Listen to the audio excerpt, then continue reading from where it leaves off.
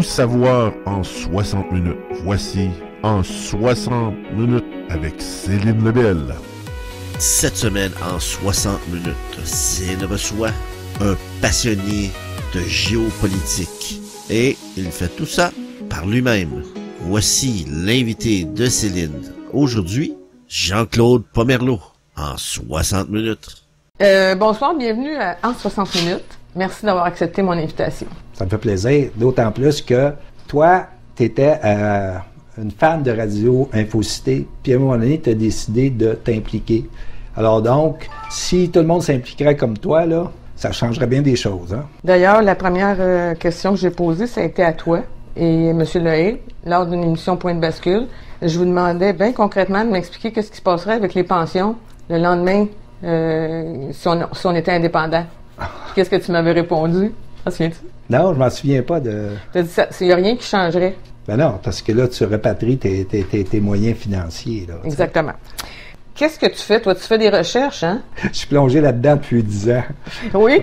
Oui, c'est ça. La particularité de ma recherche sur l'histoire et la situation politique actuelle, c'est que petit à petit, je me suis approprié une grille géopolitique. Puis ça change le regard par rapport à beaucoup de gens qui peuvent penser que la politique se limite au champ des idées politiques. Alors que, d'un point de vue géopolitique, c'est pas ça du tout. La politique, c'est des intérêts, des rapports de force et de l'effectivité, dépendamment de où tombent les rapports de force. Et donc, c'est quelque chose. Avec le temps, je me suis rendu compte que dans le mouvement souverainiste, cette lecture-là de la politique, qu'on peut appeler la réelle politique, ben c'est comme ça n'existe pas là, ok? Ça n'existe pas. C'est absent et il y a des conséquences à ça parce que on est porté dans notre projet par une intelligentsia qui est complètement idéaliste et comme en déni de ce que suppose un tel projet. Parce que là, de quoi qu'on parle, là, quand on parle de faire l'indépendance du Québec? On parle de fendre un pays du G7 en deux. Un demi-continent au nord des États-Unis, une puissance impériale anglo-saxonne. Alors, on comprend là que c'est un Big Bang géopolitique planétaire, l'indépendance du Québec, OK? Alors, si tu regardes dans tous les discours, les réflexions qui ont été produits par l'intelligentsia du mouvement depuis 50 ans, il n'y en a pas un qui va te dire ça, là, OK? Alors là, c'est une réalité, ça, OK? Et donc, la difficulté, elle vient du fait que et puis là, on va arriver à notre sujet. Elle vient du fait que, justement, on a des idéalistes qui portent ce projet-là.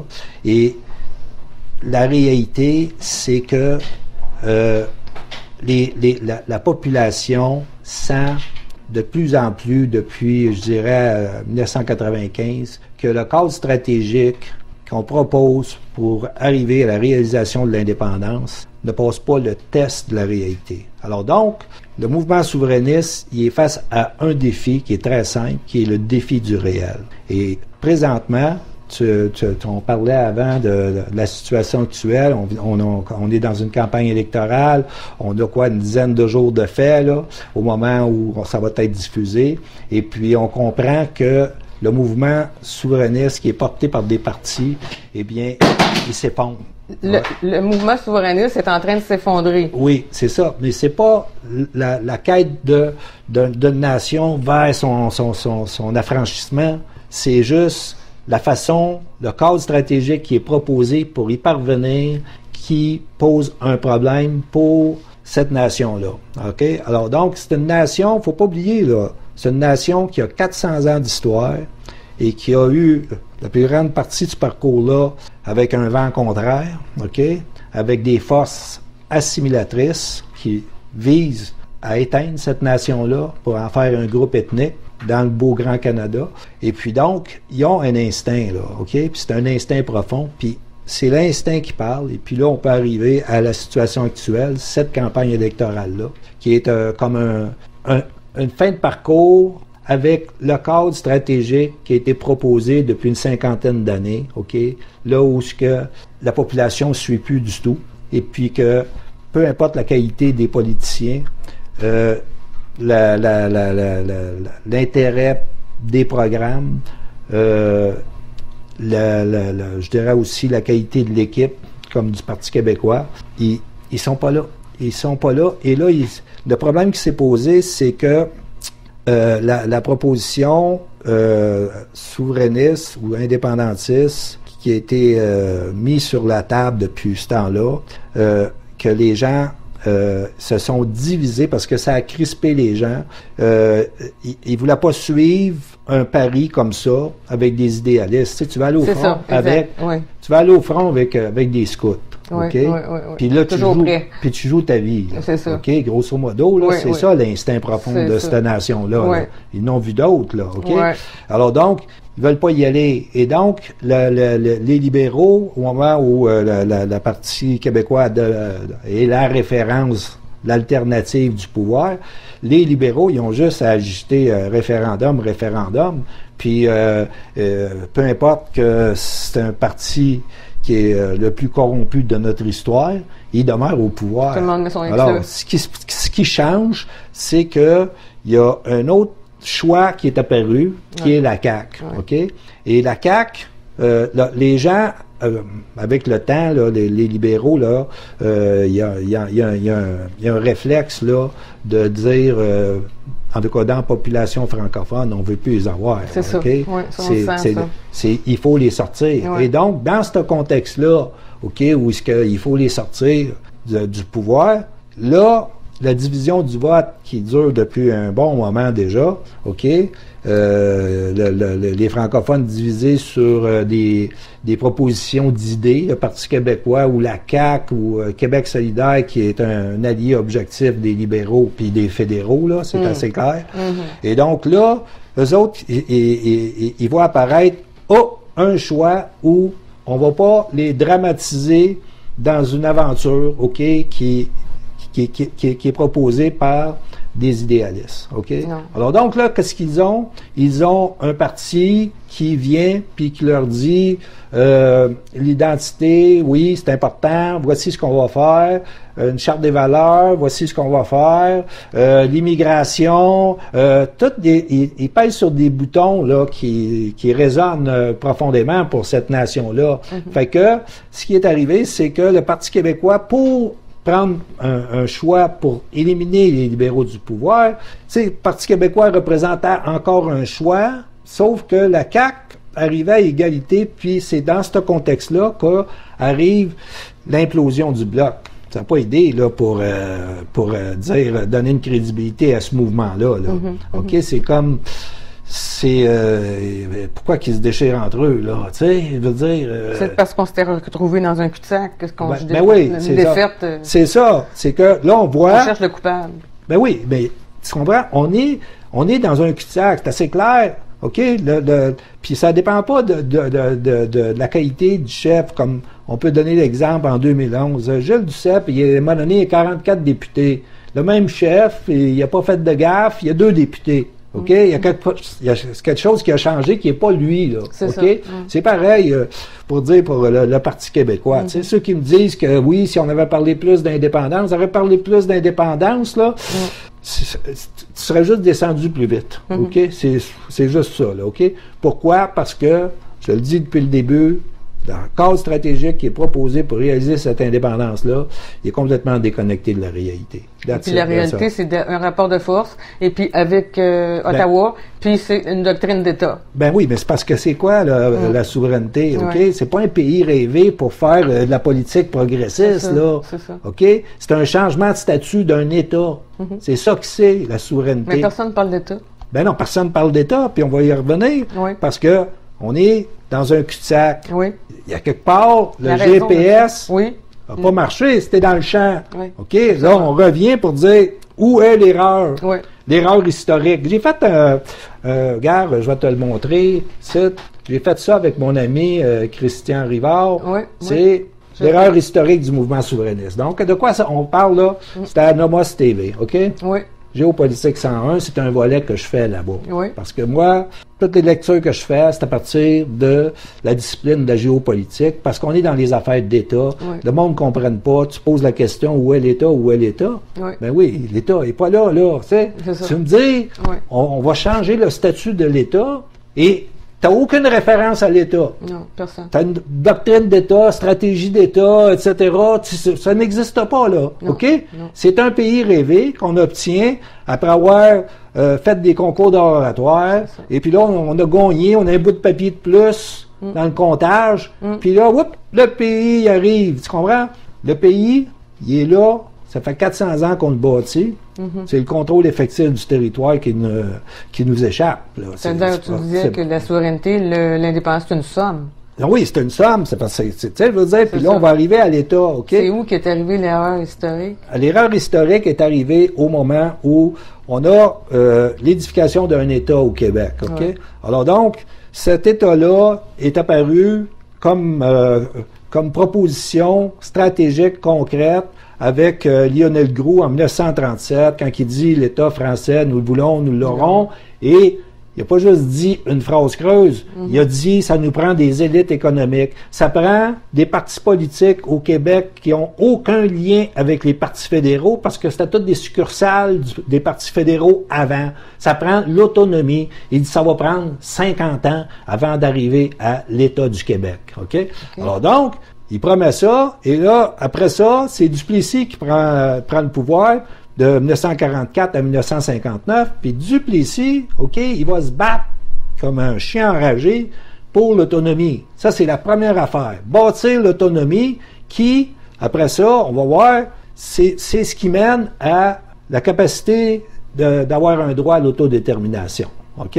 Alors, donc, il s'est battu pour ça, et puis, en 1960, il y a eu beaucoup de développement du Québec sous Duplessis. On y a fait un très mauvais procès et là-dessus, on travaille avec un groupe pour revenir faire la lumière sur la grande noirceur. OK. C'est une sorte de parenthèse, là. Ben OK? oui. C'est important parce Mais qu'il faut oui. refaire corps avec notre histoire Oui. si on veut comprendre où on s'en va, là. OK?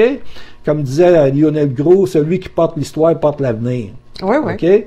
Donc, la situation, c'est qu'en 1960, quand Jean Lesage, lui, arrive puis dit on a un État.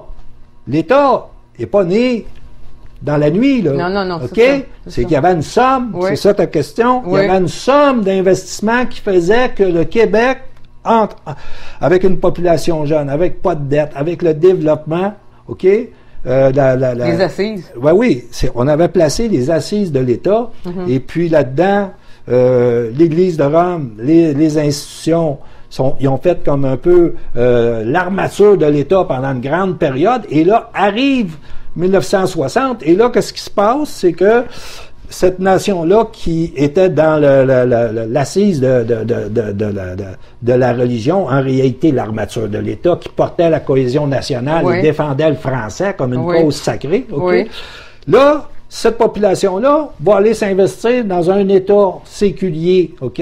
Bon, un État, disons... Tout le monde est sorti laïque, des écoles, les sœurs, c'est les ça. frères. Là, il passe de... Oui. Et là, il y a Gérard Bergeron qui a écrit un livre qui s'appelle « L'État du Québec en devenir ». Et là, lui, c'est un des rares qui a fait une réflexion approfondie sur le thème de l'État. Un des rares, puis c'est, on peut lire, c'est gratis sur Université du Québec à Chicoutimi, l'UQAC classique. OK. UQAC classique, vous faites ça sur le moteur de recherche. Oui.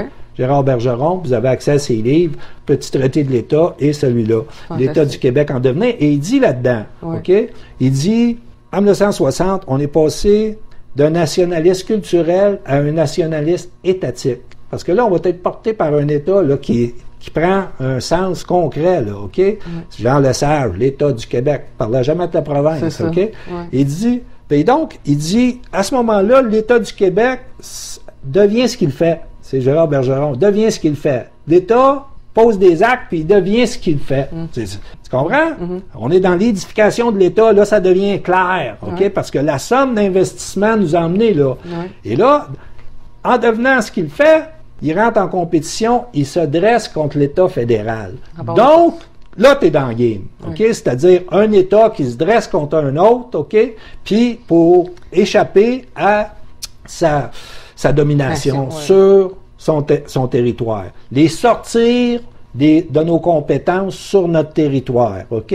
Donc, c'est pas le Québec sort du Canada, c'est le Québec sort le Canada du Québec. Ça, c'est différent, OK? C'est très important parce que si tu le comprends de même, tu ne vas pas demander la permission fédérale de sortir de ton territoire, tes pouces, OK? Tu ne penses pas à leur demander, s'il vous plaît, sortir. C'est ça. Puis Maurice Duplessis, qui, d'après moi, avec un regard géopolitique, c'est celui qui a été le plus conséquent des premiers ministres indépendantistes, lui, il disait, regarde, on est là, on pousse la clôture. On pousse la clôture. Et puis, Daniel Johnson va venir parce que on va avoir Jean Lesage, va dire l'État, etc. Mais il va perdre le pouvoir en 1966. Puis Daniel Johnson, père, OK, celui qui a fait venir De Gaulle, OK? Et on va revenir dans ce que je te disais, le petit projet qu'on a sur parce que lui, dans une plus petite plaquette qui s'appelle Égalité ou indépendance, il ramasse en 125 pages toute la game, OK? Mais pas la game qui va suivre par après avec le mouvement souverainiste des idéalistes. Lui, c'est la nation, l'État, l'autonomie, le droit à l'autodétermination, la reconnaissance de la nation et de l'État du Québec imposée et non négociée. OK? C'était ça son... Puis il y avait tout... Tu sais, puis Jacques Parizeau va dire de ce petit livre-là, cette plaquette-là, que c'était génial parce que le monde était rendu là. Il y avait 10% d'indépendantistes. Puis lui, il était en train de se faire élire avec une plaquette qui dit égalité ou indépendance. Fait que t'en as une gang contre toi, mais là, il réussit assez habilement, OK? Parce que c'est le dernier qui pensait l'État. Donc, Daniel Johnson est le dernier premier ministre qui avait une doctrine d'État. Par la suite, OK? Là, la proposition... Puis Daniel Johnson, il était très sérieux. Tu sais, il y a un épisode où il y avait le RIN à l'époque, OK? Le RIN qui était à l'élection de 76 à 5% des suffrages, OK? Et il y a eu une approche entre le RIN et l'Union nationale, OK? C'est très peu connu, mais c'est rapporté dans la biographie de Daniel Johnson de Pierre Godin, excellente. Excellente. Tu veux savoir comment ça s'est joué la game, OK? Ça, c'est... Et tout ce monde-là, maintenant, il n'existe plus comme référence dans les réflexions sur les stratégies souverainistes. Or, c'était les seuls qui avaient fait de la souveraineté une affaire d'État. Les autres, tu comprends? Comme ça, il y a eu une rencontre entre Pierre Bourgault et Daniel Johnson. Oui, il y en a eu deux. OK? Il y a eu une rencontre avec l'équipe de Johnson et, disons, les penseurs du RIN. Et puis, dans cette rencontre-là, il voulait absolument que Daniel Johnson se compromette complètement pour l'indépendance, il saute une étape, OK? Et puis, donc, on voit que c'est l'idéal qui parle, là, tu sais. Et là, Daniel Johnson, là-dedans, c'est les gens qui étaient à la réunion, ils ont dit... ou on en parle puis on la fait pas, ou on n'en parle pas puis on la fait. Et puis, il y a eu une autre rencontre, là, avec Daniel Johnson et Bourgault, 1 heure, et puis Daniel Johnson, il a offert à Pierre Bourgault un siège. Donc, le RIN, au lieu de rentrer dans le Parti québécois comme ils ont fait, il aurait rentré dans l'Union nationale pour y donner du costaud, OK? Il était prêt à ça. Il l'a offert. Puis là, encore là, Pierre Bourgault dit, si tu te compromets totalement sur l'indépendance, il dit, on pourrait embarquer. Sinon, nous autres, c'est le grand soir ou rien, là, OK? C'est ça, OK? Mais, tu sais, politiquement, là, OK? Alors, lui, il faisait partie des idéalistes. Oui, c'est évident, ça. Bourgault, c'est un idéaliste. C'est pas un stratège politique, là, OK? Pour lui, la politique, ça se résumait à des idées. Et puis, des intensités dans l'implication. Et donc, Daniel Johnson va dire, quand il a dit ça, il dit, s'impliquer pour l'indépendance, il dit, t'as-tu vu qui m'entoure? OK? Il faut savoir qu'à cette époque-là, et puis ça a été rappelé par Antonio Flamand au fameux souper des Patriotes en novembre passé, à l'effet que lui, il était dans le caucus, là, Antonio Flamand. Il dit le caucus, majoritairement, était contre Daniel Johnson. L'indépendance était à 10%. La réunion était en 1965. L'élection va avoir lieu en 1966, puis il va la gagner. Tu penses-tu qu'il l'aurait gagné avec la proposition de Bourgault? Il n'aurait pas gagné. Il n'aurait pas gagné. On n'aurait jamais vu le général de Gaulle venir au balcon, là. OK? Et puis ça, cet événement-là, ça a créé, ça a culminé. C'est ça. Là, on avait la rencontre entre les idéalistes puis des gens qui sont dans une doctrine d'État. Ils savent exactement où ils sont dans la progression de la dynamique politique. Puis ils disent, gars, on est ici, là. OK?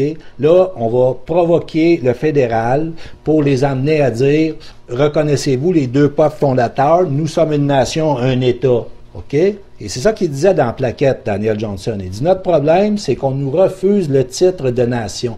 C'est ça, la Constitution de 82. C'était exactement à bonne place, OK? Et pour lui, s'ils ne te reconnaissent pas comme une nation, comme un État, ton droit à l'autodétermination que tu penses que tu as, qui est acquis pour toi, il n'y a aucune effectivité.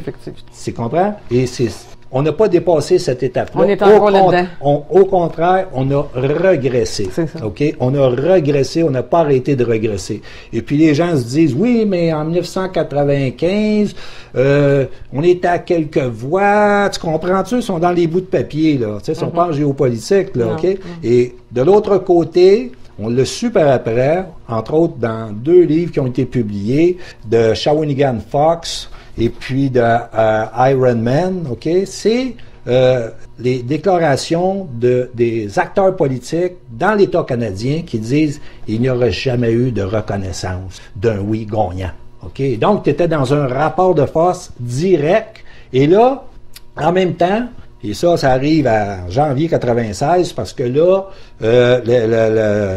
Bouchard, il est dans le portrait et puis les appuis sont quand même assez importants, proche du 50%, même ça a dépassé 50%. Et là, la stratégie du fédéral, ça a été d'abattre ces cartes, de dire, regarde, vous en allez vers la partition du territoire québécois. Et il avait orchestré ça avec des Inuits puis les cris.